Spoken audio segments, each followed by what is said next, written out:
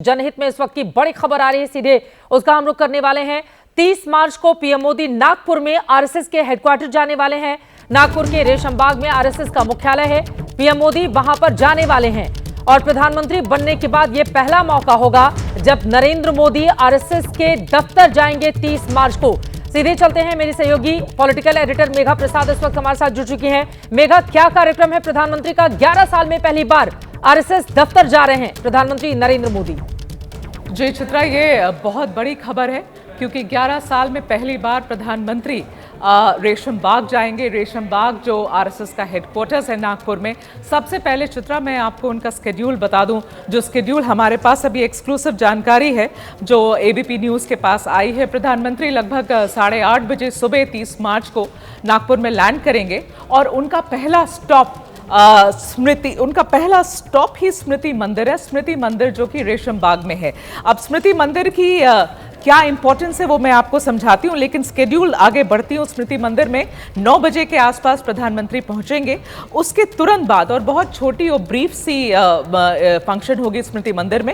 उसके बाद वो दीक्षा भूमि जाएंगे। 9:50 पे दीक्षा भूमि में प्रधानमंत्री रहेंगे और उसके बाद जो मेन इवेंट है जिसके लिए इन्वाइट गई थी प्रधानमंत्री को और सरसंघचालक मोहन भागवत जी को, जो कि माधव नेत्रालय है, वो इवेंट 10 बजे के लगभग शुरू होगा। उसके बाद वहाँ वो पब्लिक मीटिंग होगी जहां भी हम एक्सपेक्ट कर रहे हैं कि प्रधानमंत्री जी और मोहन भागवत जी दोनों ही वहां पब्लिक को एड्रेस करेंगे। उसके बाद चित्रा, जो हमें बताया जा रहा है, एक डिफेंस इंस्टॉलेशन है नागपुर से 40 किलोमीटर दूर, वहां भी प्रधानमंत्री जाएंगे और उसके बाद उनकी इवेंट नागपुर का जो दौरा है वो खत्म होगा। 1:35 के आसपास वो नागपुर से निकलेंगे। शायद छत्तीसगढ़ भी उसी दिन जाएंगे। तो ये बात रही स्केड्यूल की।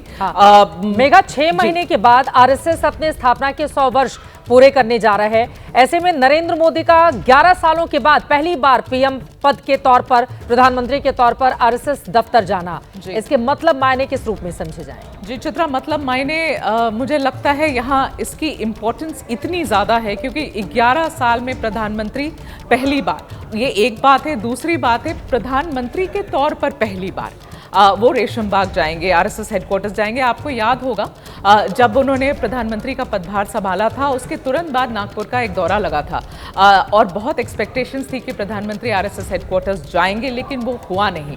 प्रधानमंत्री बनने के कुछ महीने पहले वो रेशमबाग गए थे, लेकिन जब से प्रधानमंत्री बने हैं तब से आज तक 11 साल हो गए हैं।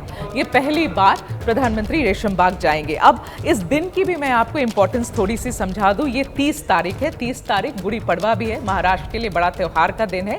लेकिन ये आरएसएस के लिए क्यों इंपॉर्टेंट है? आरएसएस के लिए इसलिए इंपॉर्टेंट है क्योंकि इस दिन हेगड़ेवार जी की जन्मदिन भी होती है। आरएसएस सिर्फ 5 ही त्यौहार मनाता है पूरे साल में, उसमें से एक गुड़ी पड़वा है और ये एक अच्छा बड़ा उपयुक्त सा दिन है जो प्रधानमंत्री ने चुना है।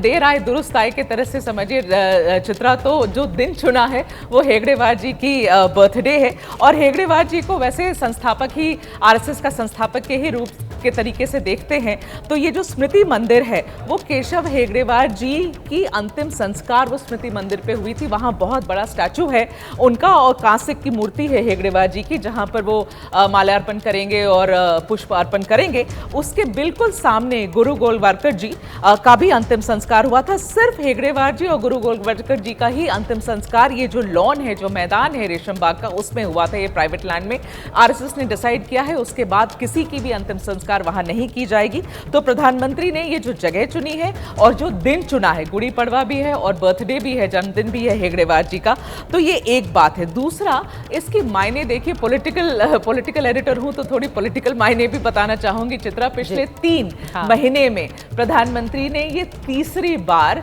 आरएसएस की इतनी तारीफ करी है। आप 2 पॉडकास्ट हुई, निखिल कामत की पॉडकास्ट हुई, अभी एक हाल फिलहाल में एक और पॉडकास्ट हुई, मन की बात में भी उन्होंने कहा। तो 3 महीने में तीसरी बार जो प्रधानमंत्री आरएसएस के बारे में बता रहे हैं और एक तरीके से समझिए संघ के प्रति अपना आदर ही प्रस्तुत कर रहे हैं। बार बार बता रहे हैं कि वजह भी है, वो खुद आरएसएस में रह चुके हैं और यकीनन आरएसएस के लिए भी ये साल काफी ज्यादा महत्वपूर्ण, जब वो 100 वर्ष पूरे करने जा रहे हैं। और इसी के साथ ही साथ आपको बताते चले, आरएसएस का जो भव्य दफ्तर है वो भी दिल्ली में बनकर तैयार हुआ था। नरेंद्र मोदी बतौर प्रधानमंत्री पहली बार मुख्यालय जाएंगे। अब आरएसएस के दफ्तर में पहुंचकर क्या संदेश देते हैं नरेंद्र मोदी, जब वो संबोधित करेंगे आरएसएस के तमाम लोगों को, देश को, उस समय उनकी स्पीच पर सभी की निगाह टिकी रहेगी।